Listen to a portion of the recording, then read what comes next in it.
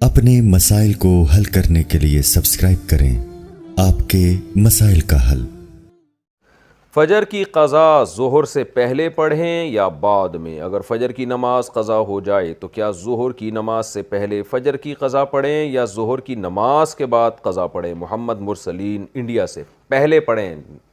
ایک تو فجر قضا کر دی، یہ گناہ، اوپر سے اتنی تاخیر کر رہے ہیں تو گناہ در گناہ ہوگا۔ حدیث میں آتا ہے من نام عن صلاۃ او نسیھا فلیصلیھا اذا ذکرھا فإن ذلک وقتھا۔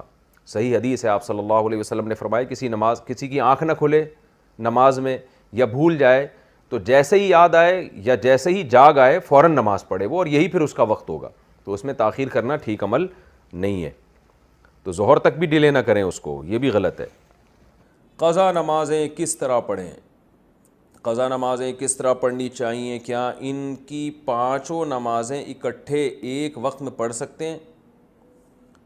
وحید اللہ خان کوہاٹ سے۔ جی ہاں، ایک وقت میں، ایک دن میں آپ پڑھ سکتے ہیں، ایک ٹائم پہ بھی پڑھ سکتے ہیں۔ 5 نہیں بلکہ وطر کی قضا بھی واجب ہے، تو وطر ملا کے 6 ہو جائیں گی، تو وہ قضا اکٹھی بھی پڑھ سکتے ہیں۔ اور نیت یہ کرنی ہے کہ میرے ذمے، جیسے فجر آپ پڑھ رہے ہیں تو نیت یہ کریں میرے ذمے فجر کی جتنی نمازیں لازم ہیں ان میں سے میں سب سے پہلی نماز پڑھ رہا ہوں۔ تو دوبارہ جب فجر پڑھیں گے تو بھی یہ نیت کریں گے کہ میرے ذمے فجر کی جتنی نمازیں ان میں سب سے پہلی، اس لیے کہ وہ جو پڑھ چکے ہیں وہ تو ذمے میں رہی نہیں ہے نا، تو اب جو ذمے میں رہ جائیں گی ان میں سب سے پہلی، تو اسی طرح پڑھتے چلے جائیں، وطر بھی اور ظہر بھی اور عصر بھی، اور اس میں سنت نہیں پڑھی جائے گی۔ سنتوں کی جگہ قضا نمازیں پڑھ سکتے ہیں؟ کیا عصر اور عشاء کی سنتیں غیر مؤکدہ نہ پڑھیں اور اس کی جگہ قضا نماز پڑھ لیں؟ اس طرح نفل بھی نہ پڑھیں تو کیا یہ صحیح ہے؟ محمد آصف صاحب انڈیا سے۔ جی ہاں، صحیح ہے، یہ سنت مؤکدہ تو نہ چھوڑیں لیکن غیر مؤکدہ قضا عمری کی خاطر چھوڑ دیں۔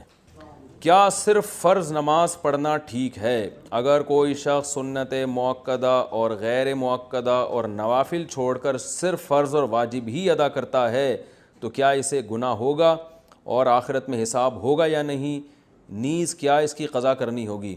دیکھیں، نوافل چھوڑ دیتا ہے یا سنت غیر مؤکدہ چھوڑ دیتا ہے تو کوئی گناہ نہیں ہے، لیکن اگر صرف سنت یعنی فرائض پہ اکتفا کرتا ہے اور سنت مؤکدہ کبھی بھی نہیں پڑھتا تو پھر یہ گناہ گار ہے، کیونکہ سنت مؤکدہ کو ہمیشہ کے لیے ترک کر دینا علماء کہتے ہیں اس میں گناہ کا خطرہ ہے اور یہ شخص قابل ملامت ہے، کیونکہ سنت مؤکدہ یہی ہے جس کی تاکید بہت زیادہ ہے۔ جیسے فجر کی 2 سنتیں آپ صلی اللہ علیہ وسلم ہمیشہ پڑھا کرتے تھے، حتیٰ کہ فجر کی سنتیں سفر میں بھی نہیں چھوڑی آپ صلی اللہ علیہ وسلم نے، تو باقی سنتوں کا بھی جو مؤکدہ ہیں ان کا اہتمام ضروری ہے۔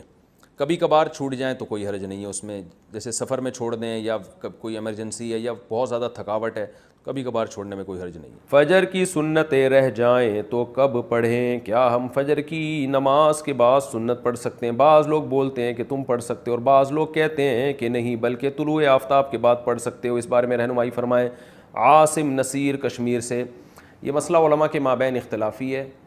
امام احمد بن حنبل، امام شافعی کے نزدیک جائز ہے کہ فجر کی فرض نماز کے فوراً بعد آپ سنتیں پڑھ لیں، لیکن امام حنیفہ رحمہ اللہ تعالیٰ کے نزدیک فوراً بعد نہیں بلکہ اشراق کے وقت آپ پڑھیں، اور یہ عبداللہ بن عمر سے ثابت بھی ہے عملاً کہ، اور یہ جو حدیث میں آتا ہے کہ نماز کے بعد سنتیں پڑھی جائیں تو احناف کے ہاں اس کا مطلب یہی ہے کہ نماز کے بعد اس وقت جب مکروہ وقت گزر جائے، اور وہ اشراق کے وقت گزر چکا ہوتا ہے، کیونکہ فجر کی نماز کے بعد نوافل نہیں ہے، تو اس لیے، اور صحابہ سے بھی منقول ہے، تو کسی وقت میں انشاءاللہ پورے ریفرنس کے ساتھ اس پہ دلائل ریکارڈ کروا دوں گا۔ ابھی تو صرف سائل نے جتنی بات پوچھی ہے تو صرف ٹو دا پوائنٹ اسی بات کا جواب دے رہا ہوں کہ فقہ حنفی میں یہی ہے کہ آپ اشراق کے وقت پڑھیں، فوراً بعد نہ پڑھیں۔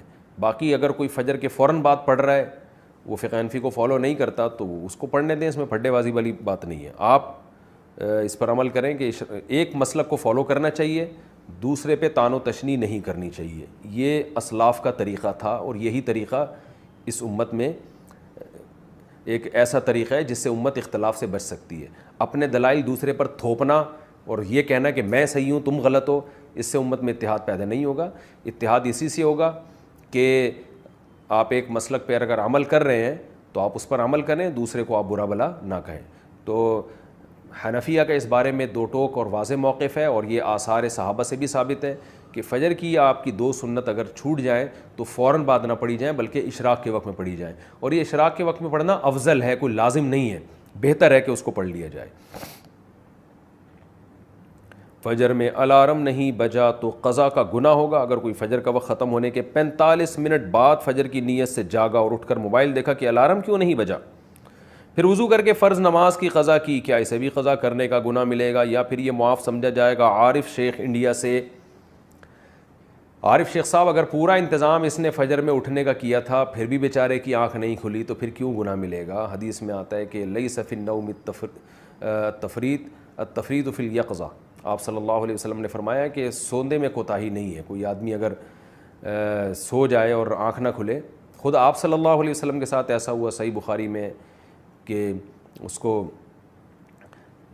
آپ صلی اللہ علیہ وسلم کی آنکھ نہیں کھلی، کیونکہ حضرت بلال جنہوں نے جگانا تھا ان کی آنکھ نہیں کھلی، تو حضرت بلال کی جب سورج کی کرنیں آپ کے چہرے پر پڑی ہیں تو حضرت بلال کی آنکھ کھلی تو آپ نے سب کو اٹھایا۔ تو پورا انتظام آپ جاگنے کا کر کے سوئے پھر بھی آنکھ نہیں کھلی تو وہ معاف ہے۔ آپ صلی اللہ علیہ وسلم نے فرمایا کہ من نام عن صلاۃ او نسیہا فلیصلیھا اذا ذکرھا، کہ جو آدمی نماز سے سو جائے یا بھول جائے تو جیسی یاد آئے اس وقت پڑھ لے، جیسی جاگ آئے اس وقت پڑھ لے۔ تو اس کا مطلب انسان کے ساتھ یہ ہو سکتا ہے کہ آنکھ نہ کھلے اس کی۔ قضا نماز کی جہنم میں کیا سزا ہے؟ ایک قضا نماز ہونے پر 88 کروڑ سال دوزخ میں رہنے کی سزا بیان کی جاتی ہے۔ کیا اس تعداد کا ذکر قرآن مجید میں کہیں آیا ہے؟ برائے مہربانی اس بارے میں بتا دیں۔ ذیشان خان پشاور سے۔ ایسی کوئی متعین مدت نہ قرآن میں ہے نہ کسی مستند حدیث میں ہے کہ 88 کروڑ سال۔ ہاں یہ ضرور ہے کہ اسلام میں نماز قضا کرنے سے بڑا گناہ کوئی ہے نہیں، شاعر اسلام میں سے، اسلام کی علامت میں سے ہے۔ تو جہنم میں شرک کے بعد اگر سب سے بڑی سزا کسی کو دی جائے گی نا تو وہ بے نمازی کو دی جائے گی۔ حقوق العباد میں قاتل کو، حقوق العباد میں سب سے بڑی سزا قرآن نے جو بیان کی ہے وہ قاتل کے بیان کی ہے، کیونکہ جس نے انسانی زندگی، انسان سے اس کی زندگی کا حق چھینا ہے۔ اور حقوق اللہ میں شرک کے بعد جو سب سے بڑا جرم ہے اسلام میں وہ ہے نماز کا قضا کر دینا۔ تو سب سے بڑی سزا نمازی ہی، بے نمازی ہی کو ملے گی اور قاتل کو ملے گی۔ اب کتنی ہے اس کے میں نے بتایا کہ کوئی ہمیں نہیں ملتا کہ اتنے سال رہے گا، یہ ہے کہ بہت عرصہ رہے گا جہنم میں۔ جہنم میں تو بھائی تھوڑے دن کی سزا، تھوڑے ٹائم کی سزا بھی بہت سخت ہے، اللہ نے بہت سخت آگ رکھی ہے۔ تو آپ سوچیں کہ طویل عرصے تک جہنم میں جلنا یہ کتنی بڑی سزا ہے۔